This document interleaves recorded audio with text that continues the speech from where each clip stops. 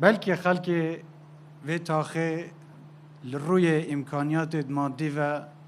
وکی پیتوی دولمن نبن بس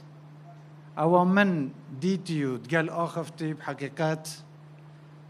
من دید که خلکه که گله که دولمند آکنجی ایره دولمند به بیرو باورا خو دولمند نشتیمان پروریا خو بخزمتا خو گلک مالت شهیده و پیشمرگت قهرمانی لیره